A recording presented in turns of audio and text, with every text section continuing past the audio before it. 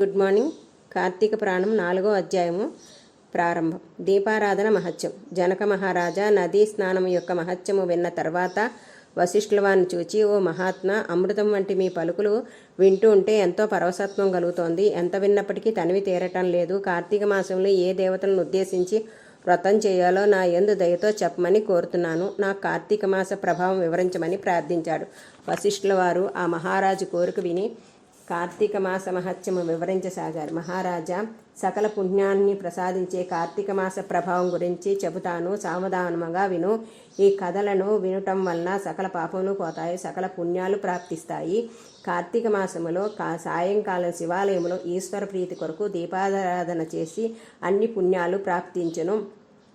గోపురద్వారం కానీ లింగాగ్రం కానీ ఆవునేతితో దీపారాధన చేసిన వారు పుణ్యాల రాశియు, అన్ని ధర్మాలు తెలిసిన వారు ధర్మాత్ములు అవుతారు. ఆవునేయిని ఉపయోగించే శక్తి చాలని వారు నువ్వుల నూనెతో కానీ చివరకు ఇప్ప నూనెతో కానీ నారింజ నూనెతో కానీ ఈశ్వరునికి దీపారాధన చేయవచ్చును.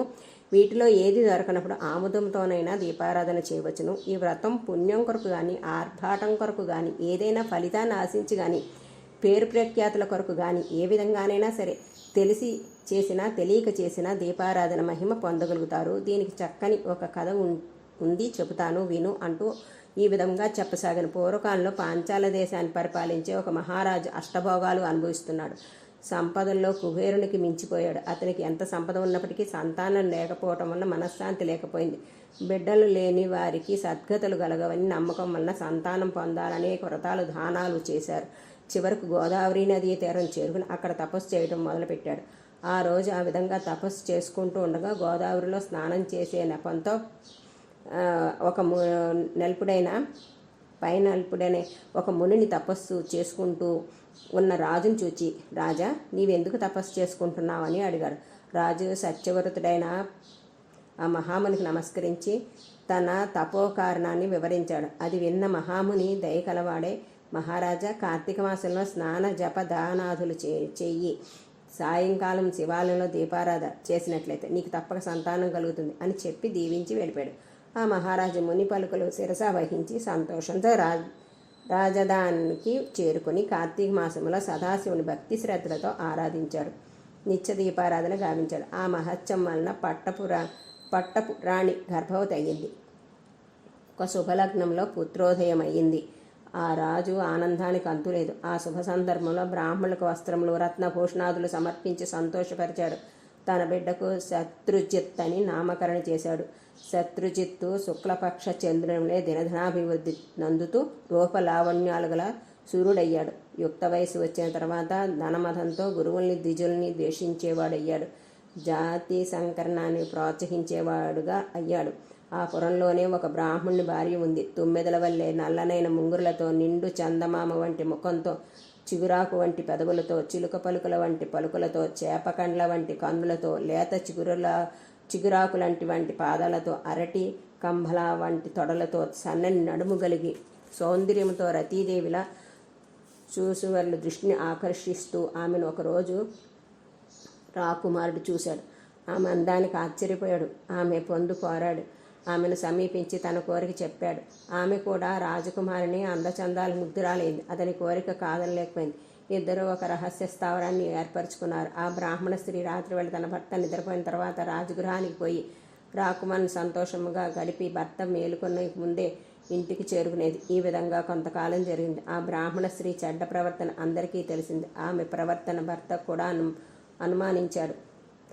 ఆమె చేస్తున్న పనిని గ్రహింపగలిగాడు. ఏ విధంగానైనా ఆమెను నరకానికి పంపించడమే సరి అయిన నిశ్చయానికి వచ్చాడు. సమయం కొరకు ఎదురు చూస్తున్నాడు. ఆ స్త్రీ భర్త గమనించాడని కొంచెం జాగ్రత్త పడింది. ఇంతలో కార్తీక పౌర్ణమి వచ్చింది. ఆ రోజు ఆ బ్రాహ్మణ స్త్రీ శివాలయంలో దీపారాధన చేయాలని వెళ్ళాను.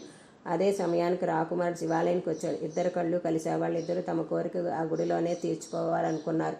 ఆమె తన చీర చెంగు చింపి భర్తీ చేసి ఆముదం వేసి ఆ శివునకు దీపారాధన చేసి రాజకుమారునికి సైగ చేసి ఇంటికి వెళ్ళిపోయింది.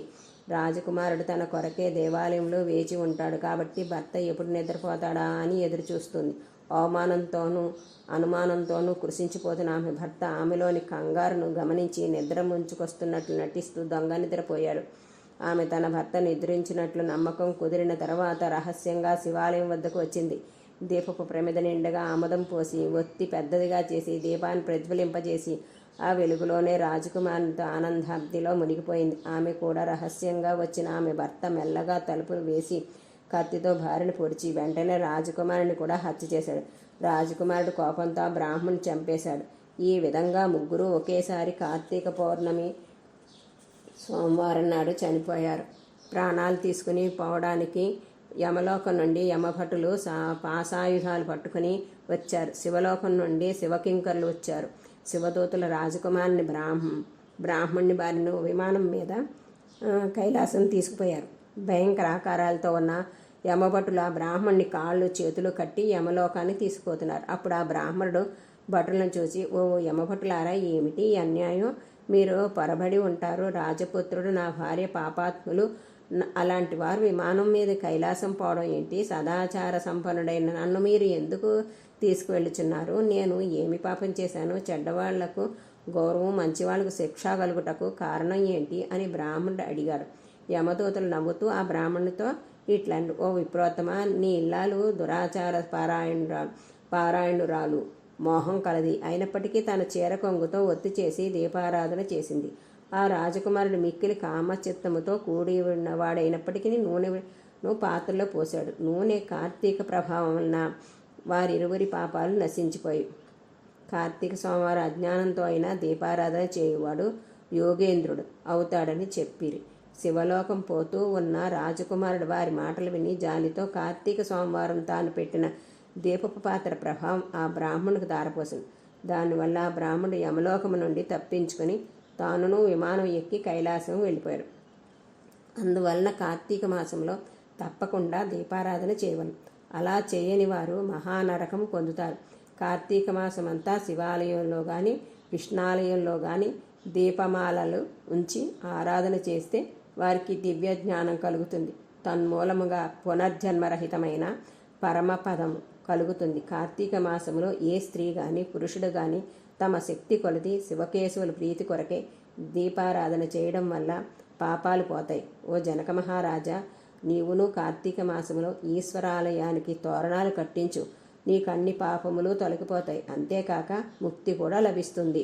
వశిష్ఠుల వారు జనక మహారాజులకు వివరించారు. ఇది స్కాంద పురాణార్ఘత కార్తీక మాసమదని 4వ అధ్యాయం సంపూర్ణం. ఓం నమః శివాయ. హర హర మహాదేవ. శంభో శంకర.